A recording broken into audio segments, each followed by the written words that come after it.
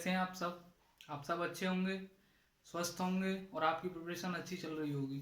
तो आज मैं आपके लिए एक बहुत अच्छा सेशन लेके आया हूँ। ये जो सेशन है ये KVS 2017 जो LDC का पेपर हुआ था, जिसमें इन विच आई गॉट सेलेक्टेड। तो उसका ये मैं आपको सॉल्यूशन कराने वाला हूँ। इसमें 15 क्वेश्चंस आए थे और मेरा स्कोर 15 आउट ऑफ 15 था। तो इसलिए मैं आपको इसका स्मार्ट तरीके से सॉल्यूशन कराऊंगा, जिससे कि आप क्वेश्चंस को जल्दी से जल्दी किसी भी एग्जाम्स में अगर इस प्रकार के क्वेश्चन आते हैं इस वैरायटी के, तो आप जल्दी से उनको टैकल कर पाओ। तो स्टार्ट करते हैं फ्रेंड्स। तो यहाँ पे कुछ क्वेश्चंस लिखे हैं। तो फर्स्ट क्वेश्चन जो आया था वो था the price of an article increase by 20%, by what percent the consumption be reduce so that there is no increase in the expenditure. Hindi वालों के लिए मैं पढ़ देता हूँ। एक वस्तु का मूल्य 20% बढ़ जाता है, उसका जो कंजम्पशन है, जो उपभोग है, वो कितना कम किया जाए कि जिससे जो उसका एक्सपेंडिचर है उस वस्तु का, उस पर कोई प्रभाव ना पड़े।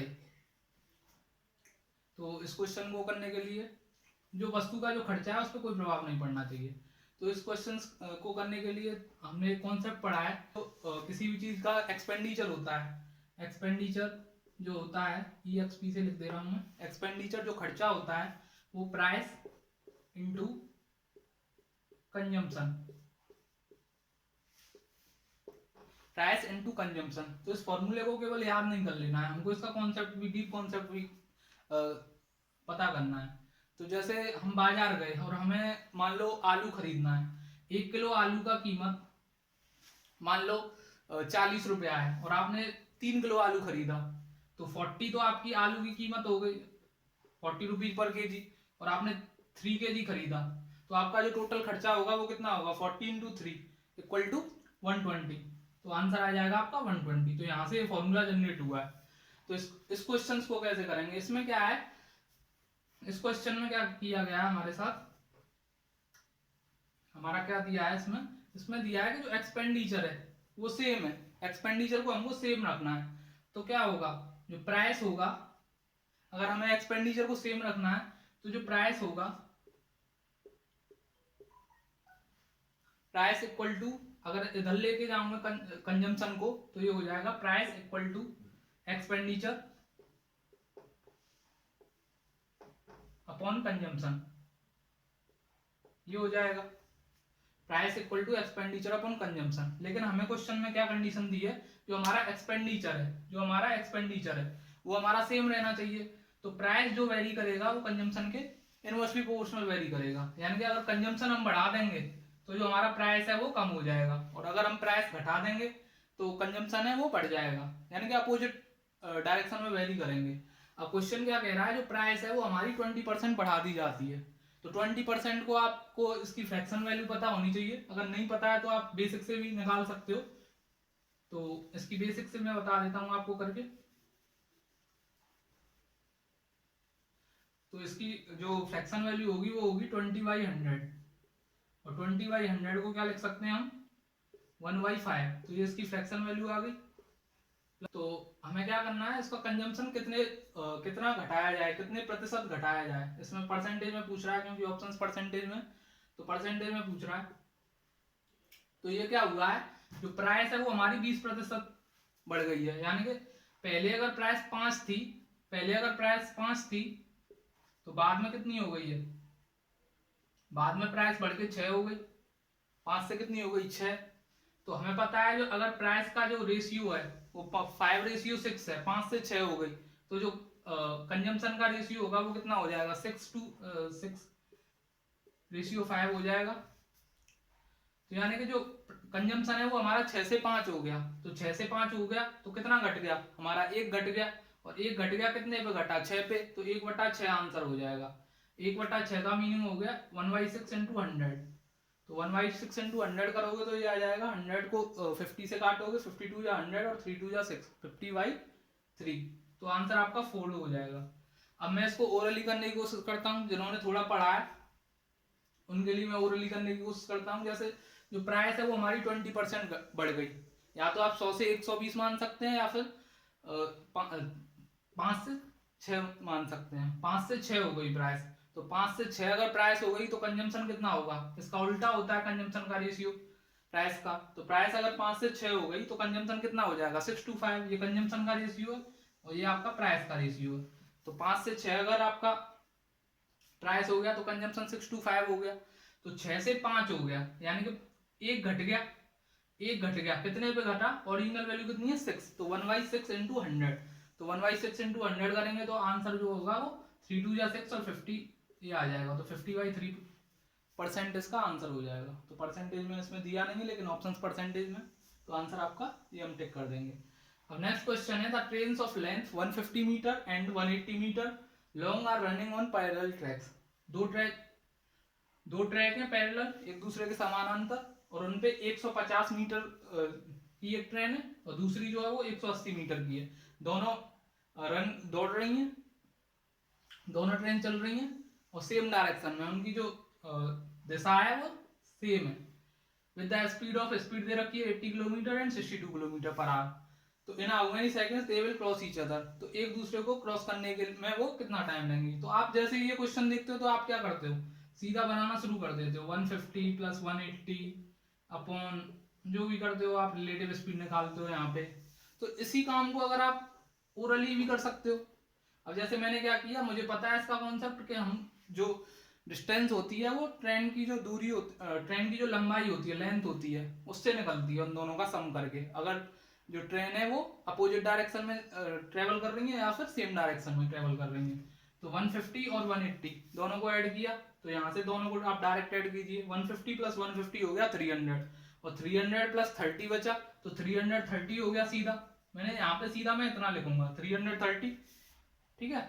और यहाँ से रिलेटिव स्पीड कैलकुलेट करूंगा, तो 80 और 62 सेम डायरेक्शन है तो माइनस करते हैं, अगर अपोजिट डायरेक्शन दिया होता तो प्लस कर देते रिलेटिव स्पीड को। तो 80 माइनस 62 करोगे तो 18 आ जाएगा, लेकिन 18 जो आएगा वो आपका किलोमीटर पर आवर में आएगा। तो 18 किलोमीटर पर आवर को मीटर पर सेकंड में कन्वर्ट करने के लिए हमारे पास फॉर्मूला है, 5/18 से मल्टीप्लाई करते हैं। तो ये सारी चीजें दिमाग में होनी चाहिए। तो 18 से 18 कट गया, आपका 5 आ जाएगा यहाँ पे। तो जिसने थोड़ी बहुत भी तैयारी करी है तो उसको समझ में आ रहा होगा। तो 330/5, तो या तो इसको आप मल्टीप्लाई 2 कर दीजिए ऊपर नीचे और एक पॉइंट लगा के 0 लगा दीजिए, या फिर आप सीधा देखिए 5 से 30। अब 6 से 2 ऑप्शन शुरू हो रहे हैं, लेकिन आगे भी 3 कैरी बचेगा, तो 60 तो आंसर होगा नहीं क्योंकि 65 से 300 होता है। ये दोनों आंसर हो नहीं सकते क्योंकि आगे 6 आना चाहिए, तो आंसर आपका 66 हो जाएगा डायरेक्ट। आगे देखते हैं और क्वेश्चंस। तो नेक्स्ट क्वेश्चन देखते हैं हम। तो नेक्स्ट क्वेश्चन आपका है, a sum of money becomes 7/5 times of itself in 4 years at a certain rate of simple interest. What is the rate of simple interest per annum? Hindi वालों के लिए मैं बता देता हूँ, एक धनराशि 4 वर्ष में 7/5, अब खुद का 7/5 गुना हो जाती है। तो हमें किसी भी फिक्स रेट से, किसी भी जो रेट है कुछ भी हो सकती है, वो फिक्स है।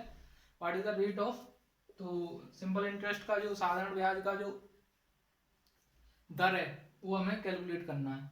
तो इस क्वेश्चन को करने के लिए हम क्या करते हैं, फॉर्मूला लगाना शुरू कर देते हैं। सबको पता होता है SI बराबर equal to P into R into T अब बाई 100। तो ये किसने नहीं किया, ये तो सभी लोग कर रहे हैं, तो आपका सिलेक्शन ही क्यों हो। तो इसके लिए आपको कुछ अलग करना पड़ेगा ना। तो इसके लिए हम क्या करेंगे, जो ये दिया है ना इस पे बस हम इसको देख के हम केवल आंसर कर सकते हैं, क्योंकि जो सम है वो 7/5 टाइम्स हो रहा है, हमें ये दिया है 7/5 टाइम्स, बिना कुछ लेके आप इस क्वेश्चन को टिक कर सकते हो। तो 7/5 टाइम्स हो रहा है, यानी कि अगर मैं ये मान लूं कि जो पहले जो प्रिंसिपल है, जो हमारा जो मेन अमाउंट है जो हमारी, वो अगर 5 है और वो हमारी 4 ईयर्स में कितनी हो गई 7, तो 4 ईयर्स में जो अमाउंट है वो हमारी 5 से 7 हो गई। तो 5 से 7 हो गई तो कितना जुड़ गया उसमें, +2 हो गया ना। तो +2 हो गया, और +2 कितने पे हुआ, और +2 कितने ईयर्स में हुआ, 4 ईयर्स में। तो 2 बढ़ गया, जो हमारा अमाउंट है वो 2 बढ़ गया। ये हमारा प्रिंसिपल था और ये हमारा अमाउंट था। तो अमाउंट 5 + 2 हो गया, यानी कि +2 हो गया। तो ये 2 कहाँ से आया, ये 2 होगा आपका ब्याज होगा, ये साधारण ब्याज होगा, सिंपल इंटरेस्ट। तो 2 ब्याज मिला हमें, कितने साल में मिला, 4 साल में। तो एक साल में कितना मिलेगा, 2/4। 2/4 कितना हो गया, 0.5। 0.5 भी लिख सकते हो या 1/2 भी लिख सकते हो। तो 1/2 मिलेगा, तो 0.5 ब्याज मिलेगा कितने साल में, 4 साल में। और मिलेगा किस पे, जो मेन प्रिंसिपल है वो हमारा कितना है, 5। तो 0.5/5 यानी कि आपका हो जाएगा 1/10। इसको हटाएंगे तो 5/50। 5/50 मीन्स 1/10, 1/10 मीन्स 10%। तो आपका जो आंसर है वो 10% हो जाएगा। इसको अगर ओरली करना चाहूँ तो मैं क्या देखूंगा, जो हमारा जो प्रिंसिपल है वो 7/5 टाइम्स हो गया, जो अमाउंट है वो 7/5 टाइम्स हो गया 4 साल बाद। जो हमारा मेन अमाउंट था उसका 7/5 गुना हो गया। तो मैं क्या करूंगा, मैं सीधा यहाँ पे चेक करूंगा कि 2 बढ़ गया है, हमारा जो अमाउंट है वो 2 बढ़ गया है। तो 2 बढ़ गया है, कितने पे बढ़ा है, या तो पहले मैं ये निकाल लूं कितने पे बढ़ा है, तो 2/5 हो जाएगा। 2 अमाउंट बढ़ गया 5 पे, तो 2/5 गुणा 100। तो 2/5 गुणा 100 करोगे तो ये आ जाएगा 40%। और 40% कितने साल का, 4 साल का। तो एक साल का कितना हो गया, 10%। सीधा आंसर आप कर सकते हो। या फिर आप ऐसे चेक कर लीजिए, 2 इंक्रीज हो गया, 2 इंक्रीज हुआ 4 ईयर्स में, तो एक साल में कितना होगा, तो 2/4 हो गया आपका 0.5। और 0.5 इंक्रीज हुआ है कितने पे, 5 पे। तो 0.5/5, तो डेसिमल हटाएंगे तो 0 नीचे बढ़ जाएगा, तो 5/50 हो गया 1/10। और 1/10 इंटू 100 करेंगे तो कितना आ जाएगा, 10%। नेक्स्ट क्वेश्चन देखते हैं। ये क्वेश्चन काफी ट्विस्टिंग है। इन अ क्लास ऑफ 60 स्टूडेंट, 60 बच्चे हैं किसी भी क्लास में, तो 29 जो है वो आपके हॉकी खेलना पसंद करते हैं, 32 जो है वो आपके क्रिकेट खेलना पसंद करते हैं, और 14 बच्चे जो है ना वो हमारे ऐसे हैं जो दोनों खेलों में से कुछ भी खेलना पसंद नहीं करते, none. How many students play both games, तो ऐसे कितने बच्चे होंगे जो दोनों गेम खेलना पसंद करते हैं। तो या तो इसका एक सीधा सा फॉर्मूला होता है, जो हमें एक्चुअली क्वांट में तो नहीं पढ़ाया जाता, लेकिन 12th क्लास में जो फर्स्ट चैप्टर है उसमें ये हमारा फॉर्मूला दिया होता है, NA इंटरसेक्शन B का बार इक्वल टू जो होता है वो NA minus NA intersection B, ये होगा। तो NA आपका जो दे रखा है वो यहाँ पे हमारा कितना दे रखा है, 29। और जो आपका A इंटरसेक्शन B का मीन्स है यहाँ पे जो बच्चे दोनों खेलना पसंद करते हैं। तो ये तो हमें कैलकुलेट करना है, ये हमें कैलकुलेट करना है। और ये हमें दे रखा है जो दोनों खेलना पसंद नहीं करते, तो यहाँ पे हम लिख देंगे आपका 14। और ये आपका इधर रहेगा NA इंटरसेक्शन B। तो NA इंटरसेक्शन B को इधर लेके जाएंगे, तो NA intersection B equal to जो होगा आपका वो हो जाएगा 29 माइनस 14। तो 29 माइनस 14 इक्वल टू आंसर हो जाएगा 15। तो ये वाला आपका आंसर हो जाएगा थर्ड वाला। तो ये मेथड आपको थोड़ा ट्विस्टिंग लगा होगा। इसका हम सबसे आसान जो सॉल्यूशन है वो हम वेन डायग्राम से करते हैं। अब वेन डायग्राम से कैसे करेंगे वो हम देख लेते हैं। तो सबसे पहले हम वेन डायग्राम बनाएंगे इसका। ये वेन डायग्राम हमने प्रिपेयर कर लिया इसका। इसमें हमने ले लिया हॉकी वाले बच्चे जो कि आपके दे रखे हैं क्वेश्चन में 29, तो ये आपको 29 को डिनोट करेगा। सेकंड आपका है क्रिकेट खेलने वाले बच्चे, तो यहाँ पे मैंने क्रिकेट लिख लिया। और क्रिकेट खेलने वाले बच्चे हैं वो आपके हैं 32, तो ये आपको 32 का डिनोट करेगा। और टोटल जो बच्चे दे रखे हैं वो हमारे 60 दे रखे हैं, तो ये 60 हो गया। लेकिन क्वेश्चन में ये नहीं पूछा है कि इसमें खेलने वाले कितने बच्चे होंगे, हॉकी खेलने वाले ओनली या फिर ओनली क्रिकेट वाले। तो यहाँ पे हम फंस सकते हैं। तो हम क्या करेंगे, मुझे भी इस क्वेश्चन में बहुत प्रॉब्लम हुई और सबसे लास्ट में मैं अटेम्प्ट कर पाया इस क्वेश्चन को, क्योंकि क्वेश्चन थोड़ा ट्विस्टिंग था। अगर आपको वो फॉर्मूला नहीं याद है, उसमें मुझे कंफ्यूजन हो रही थी थोड़ी सी, तो उसको कैसे करना है। तो मैंने क्या किया था, मैंने सबसे पहले क्या किया, 60 में से वो बच्चे घटा दिए जो कुछ भी नहीं खेलते। तो 60 में से अगर मैं 14 घटाऊं, 16 माइनस 40 करेंगे तो ये आ जाएगा 46। 16 में से मैंने वो 60 में से वो बच्चे घटा दिए जो दोनों गेम में से कुछ भी नहीं खेलते, तो 46 बच्चे हो गए। तो 46 बच्चे ऐसे हैं जो दोनों में से कुछ ना कुछ खेलते हैं। 14 तो घटा दिए मैंने, क्योंकि ये तो कुछ भी खेलना पसंद नहीं करते। तो अब ये वो वाले बच्चे आ गए जो कुछ ना कुछ खेलते हैं। तो यहाँ पे हॉकी के बच्चे हैं आपके 29 और क्रिकेट के बच्चे हैं 32, दोनों को मिलाया मैंने, तो कितना आएगा 29 प्लस 32 हो जाएगा आपका 61। ये आपका 61 हो जाएगा। अब 61 में से क्या करेंगे हम 46 को घटा देंगे। क्यों घटाएंगे? क्योंकि ये बच्चे जो हैं ये हमारे टोटल से ज्यादा हो रहे हैं 61, होने चाहिए 46 लेकिन हो रहे हैं ये 61। तो यहाँ पे कुछ बच्चे आए होंगे जो दोनों खेल दो बार जुड़ गए, जो हमारे हॉकी में भी जुड़ गए क्रिकेट में भी जुड़ गए, तो उनको घटाना पड़ेगा। तो उन्हीं बच्चों की वैल्यू निकालनी है हमें। तो मैंने क्या किया, पहले उन टोटल बच्चे निकाल लिए। टोटल बच्चे हैं 46 और यहाँ पे आपके अगर दोनों को मिला के अगर बच्चे देखें तो हॉकी प्लस क्रिकेट के आ रहे हैं 61। तो यही बच्चे तो गड़बड़ कर रहे हैं। तो ये बच्चे क्या हो जाएंगे, तो 61 माइनस 46 करेंगे तो आंसर हो जाएगा आपका 15। तो ये आपका आंसर हो जाएगा। तो इसको बाई ऑप्शन भी आप रख रख के चेक कर सकते हो। यहाँ पे 15 रख लो, दोनों को जोड़ो तो इसमें 15 घटाने पे केवल 46 आएगा, और कुछ भी रखोगे तो नहीं आएगा आंसर।